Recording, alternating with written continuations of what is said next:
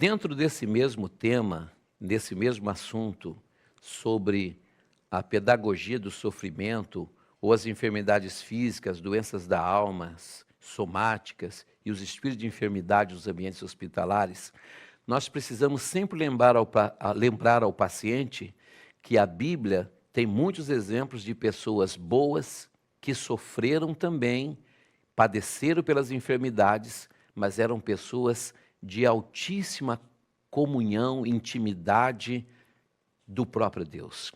Eu já falei de Jó, eu falei do rei Ezequias, que pediu milagre, claro que rapidamente, contei testemunho do meu próprio irmão, que teve o seu corpo físico atingido pela doença, mas teve a cura da sua alma, porque a enfermidade, ela viabilizou que ele ficasse sensível e se lembrasse que, além de um corpo que gostava dos prazeres dessa vida, ele precisava que a sua alma tivesse um alento, uma segurança, uma salvação.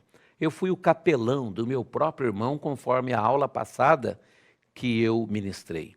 Além do meu irmão ter sido alcançado e salvo pelo Senhor Jesus, a enfermidade que chegou, claro que eu não vou dizer que a enfermidade é um exemplo, mas Jesus chegou na casa de Zaqueu de forma inesperada, transformadora e salvadora.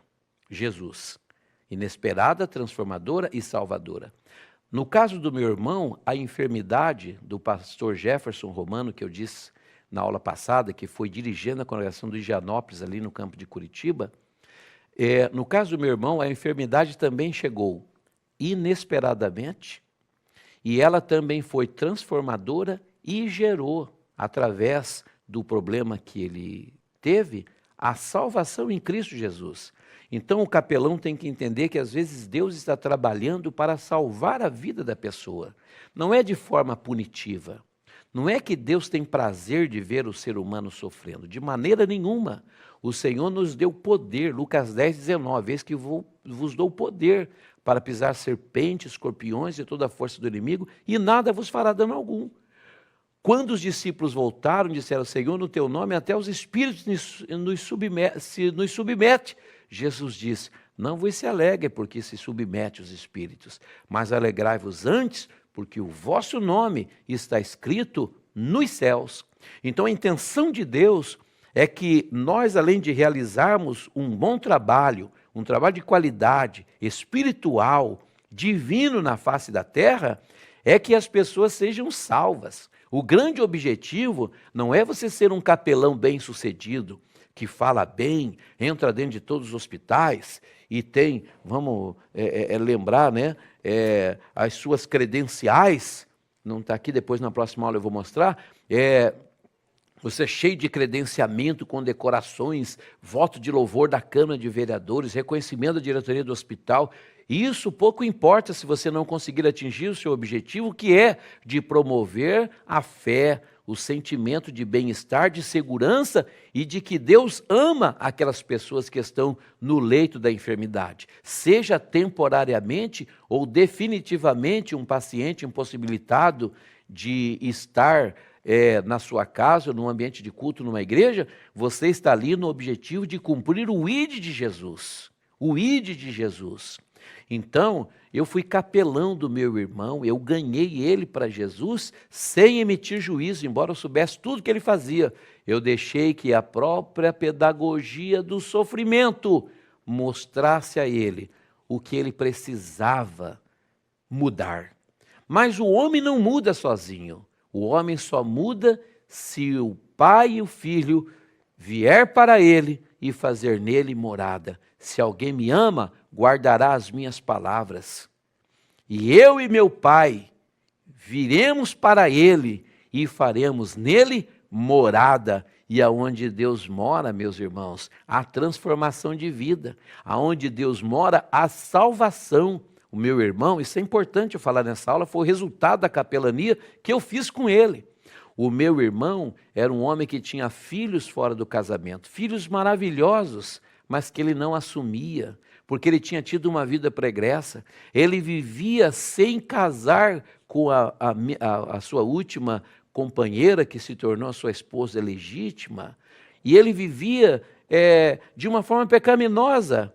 Quando ele encontrou Cristo, no meio do vale da doença,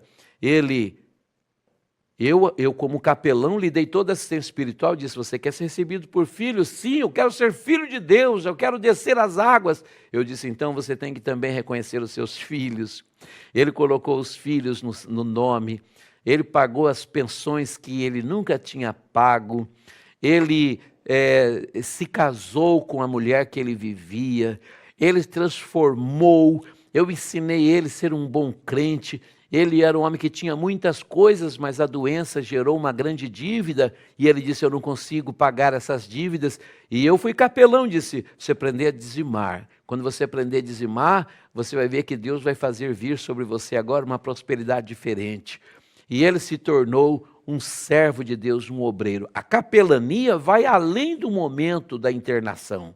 É um trabalho que você pode dar continuidade no tempo que a pessoa quiser. Então, o sofrimento também traz pedagogia, ensinamento, e você está ali como um assistente espiritual.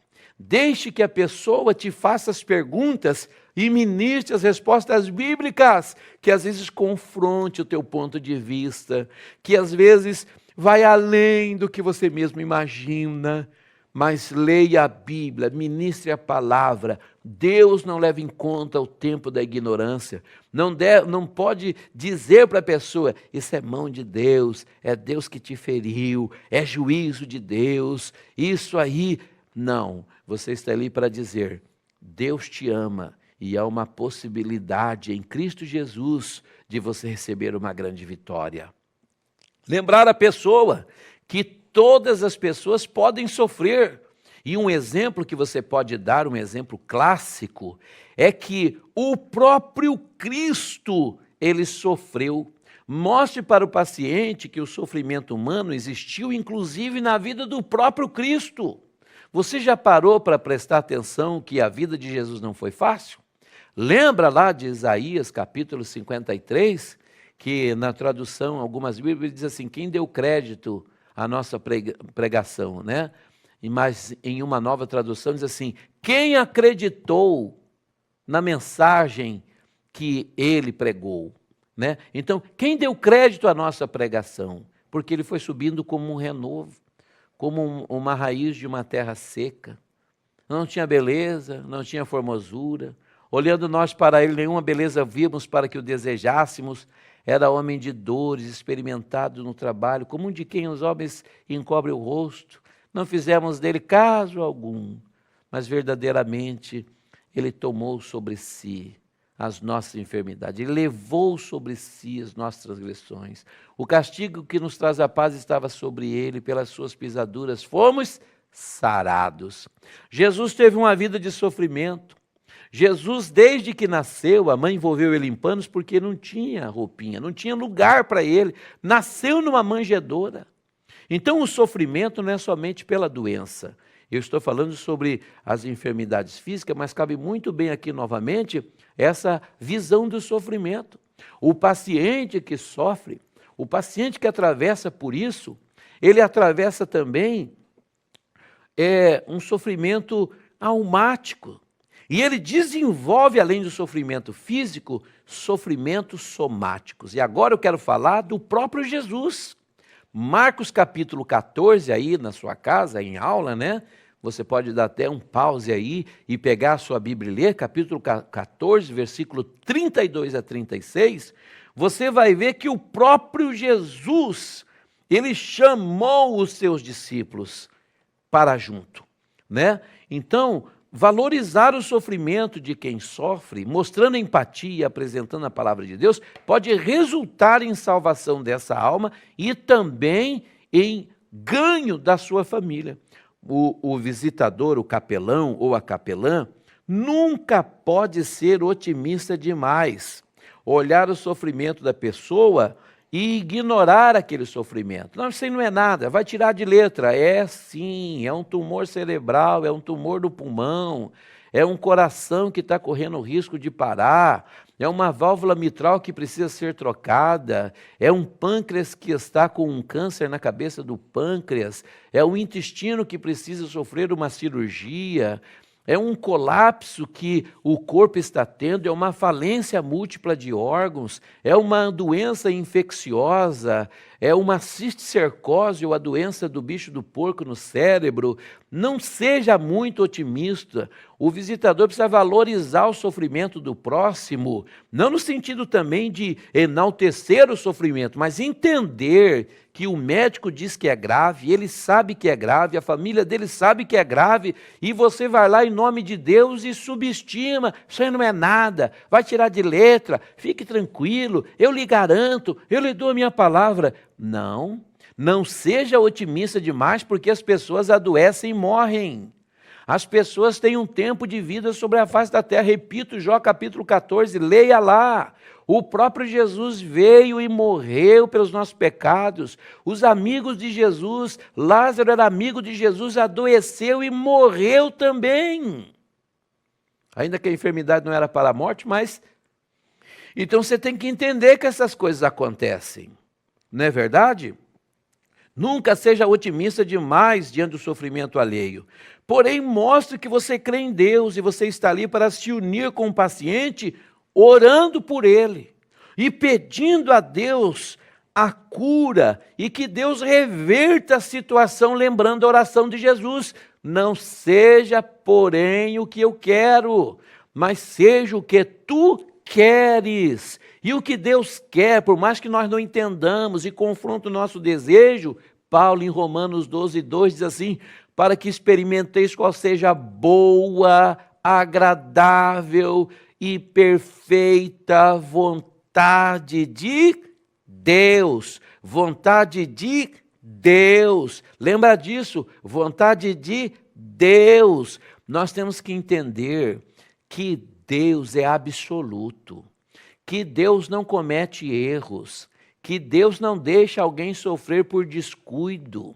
Deus não promove o sofrimento, mas Deus permite. Mas Deus também não desampara. E se você achar que Deus só está com você, que é o visitador, você está se esquecendo. Vede, irmãos, com grande amor tende concedido o Pai, em que Cristo morreu na cruz, sendo nós ainda pecadores. Ou você acha que quando Jesus veio já tinha Assembleia de Deus, Batista, Quadrangular, Menonita, Metodista? Meu irmão, o paciente é uma alma que vale mais do que o mundo inteiro. E o próprio Deus disse em Ezequiel, minha é a alma do Pai, minha é a alma do Filho. Todas as almas pertencem a Deus. Só Deus é capaz de criar uma pessoa. Jeremias 1,5, assim diz o Senhor, antes que te formasse no ventre da tua mãe, antes que eu te formasse no ventre da tua mãe, te conheci. Antes que saísse da madre, te santifiquei e as nações te dei por profeta. Salmo 139, entreteceste-me no ventre da minha mãe quando eu ainda era informe. Viste todas essas coisas dias após dia. Irmão, ninguém existe por acaso. Ninguém existe porque papai e mamãe quiseram que existisse. Ninguém existe como obra de uma explosão do Big Bang. É Deus que forma, é o milagre da vida. É Deus que gera no ventre. Se uma mãe quebrar o braço tem que engessar, mas Deus forma uma estrutura óssea no ventre materno de um filho, 2 filhos, 3 filhos. Tem mulheres que têm 18 filhos. Um corpo tem 206 ossos. Oh, glória a Deus, o milagre do Deus Todo-Poderoso. E tem pessoas que têm 18 filhos. Se cada estrutura óssea de um corpo humano, de um esqueleto humano, tem 206 ossos, logo 10 pessoas têm 2060. 18 pessoas vai ter quase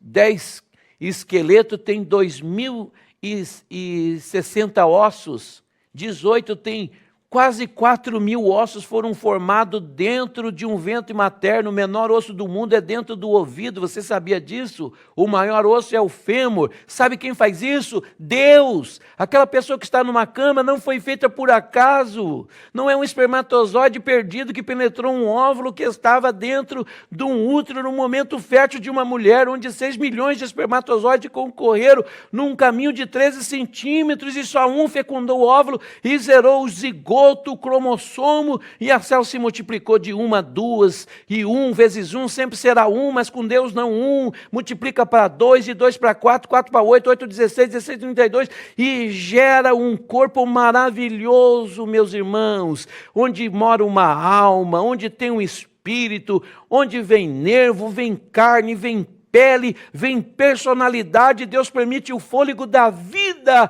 e a pessoa existe, não é obra do acaso. Aquela pessoa numa cama foi Deus que criou, foi Deus que lhe formou, e Deus escolheu você, capelão, para ir lá no momento de dor, sofrimento e lágrimas.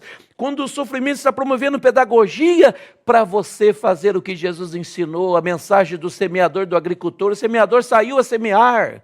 O reino de Deus é semelhante a um homem que levantou de madrugada, saiu, lançou semente sobre a terra, e não sabendo ele como a terra, a semente produziu. O teu trabalho é levantar, jogar semente, voltar, deitar e dormir. Quem vai prosperar na vida do paciente é a mensagem que você prega. Por isso que você tem que orar, ler a Bíblia e jejuar. A tua tarefa é jogar a boa semente. Se a terra for fértil, vai brotar. Não é você que ganha. Ou melhor, não é você que salva, não é você que convence, não é você que transforma. Falei com a minha mulher no devocional diário, há 2 dias atrás, cedo. Eu disse, quando o Consolador vier, ele convencerá o homem, o mundo, o homem, do pecado, da juíza o pecado, da justiça e do juízo. Nós lançamos a semente. Quem convence o homem é o Espírito Santo. Às vezes você está lá porque aquela pessoa já está convencida antes de você chegar. Sabia disso? Sabia? Quando Ananias chegou para falar com Paulo, Paulo já era crente. Já tinha encontrado no caminho de Damasco com o Senhor, caiu por terra. Tem gente que precisa se encontrar com Deus, cair por terra e entender que existe um Senhor absoluto, soberano, e você é só Ananias. Ananias nunca apareceu antes e também não apareceu depois. Ah, mas então não era ninguém. Como não era ninguém? Separou o apóstolo Paulo, meu irmão. Se nós fosse separar um homem hoje, nós chamaríamos toda a convenção do Estado para separar uma autoridade como Paulo. Escreveria 13 livros da Bíblia, o maior missionário, apóstolo entre os gentios. Escreveria para pais, para filhos, para casais. E escreveria mensagens, o que eu recebi do Senhor também vos ensinei. O maior conselheiro, mas pintou um Ananias e disse, irmão Saulo, o Senhor me enviou aqui. O mesmo que te apareceu no caminho por onde você vinha, me enviou aqui para que tornes a ver. Seja batizado e seja cheio do Espírito Santo. Ananias era altíssima autoridade no mundo espiritual. Não subestime um visitador porque ele não tem uma carteira de pastor. Não subestime uma irmã porque ela é só capelã e não pode ser uma presbítera. Há muitos autônomos dentro dos hospitais que são grandes autoridades espirituais, vasos ungidos de Deus que têm o dom de maravilha, o dom de cura, têm o dom de milagres. Eles vão orar e Jesus vai curar, eles vão pregar e as pessoas vão se render, mas antes deles chegarem, o Espírito de Deus já fez a obra. Nós, os visitadores, somos voluntários chamados por Deus para participarmos de algo que só Deus pode fazer. Você já pensou nisso? Você já pensou? O privilégio de ser um visitador, e o próprio Jesus é assim, eu tive doente e você foi me ver. Eu estava na prisão e você me visitou. Eu estava com fome e você me deu de comer. Eu estava nu e você me vestiu. Eu tinha sede e você me deu de beber. Senhor, quando te fizemos isso? Quando fizesse um dos meus pequeninos. Mas esse pequenino ainda estava com câncer no hospital, não era crente. Esse pequenino, aí é na capelania social, tá? Esse pequenino ainda estava dormindo na sarjeta, você foi lá à noite e deu um cobertor para ele. Esse pequenino ainda estava lá, sedento de Deus, se entupindo de crack, de maconha, LSD, cocaína. porque ele já era escolhido de Deus, mas a gente não tinha chego ainda. Não que Deus não podia salvar ele, é que Deus quer que você participe de um maior projeto dele, que é salvar o ser humano. Assistência espiritual é não emissão de juízo na vida do próximo. Você não está ali para dizer que é sentença de morte, é Deus que está judiando. Não, é o pecado que faz o homem sofrer. São os demônios que trazem toda a desgraça no mundo, os seres espirituais dotados de inteligência e personalidade. Vou falar sobre isso na aula, que promove toda sorte de mal. Você é o homem do Salmo 126. Conformosos os pés dos que anunciam boas novas, dos que levam a mensagem do Evangelho. Visitador, capelã, não valorize demais a doença, não subestime ela, mas não pense que você é milagreiro, é o poder de Deus na sua vida que vai transformar a vida do homem. E a intenção de Deus, mais do que a cura do corpo físico, é curar a alma, é salvar o homem do juízo sem Deus na eternidade. Não podemos desprezar o sofrimento na vida das pessoas. Não seja otimista nem pessimista, trabalhe com a fé. Quem faz a obra é Deus. A tua missão é só o quê? Lançar semente. A tua missão é entregar a mensagem com empatia, com amor, sem emissão de juízo. Não esqueça de anotar o nome desse paciente e orar por ele. Na próxima visita, chama ele pelo nome. Valoriza ele. Eu não guardo, pastor. Eu não sou importante. Leva uma caneta. Já ouviu falar de caneta e prancheta? Anota. O próprio Deus trata você pelo nome. Chamei-te pelo teu nome. Tu és meu. E essa questão é tão importante do nome que o próprio Deus muda o nome das pessoas. Então, chama o paciente pelo nome. Valoriza o nome dele. Sabe por quê? E diz que você estará orando por ele, porque no hospital ele não tem nome. No hospital ele é chamado de TU, ele tem um tumor. No hospital é chamado de CA, porque ele tem um câncer. No hospital é chamado de hemo, porque ele está no setor de hematologia. No hospital ele é chamado de DI, porque ele é da unidade de diabetes. No hospital ele é chamado de empírica. Por quê? Porque ele está aguardando, ele está no isolamento, aguardando para ver se ele tem, que vem a resposta lá do SWAP, se ele tem ou não uma bactéria. No hospital, ele é chamado de vários nomes que são dados. Por quê? Porque o médico identifica o paciente pela doença que ele tem, mas você não, chama ele pelo nome. Próxima aula, vamos falar aqui um pouco mais sobre esse tema.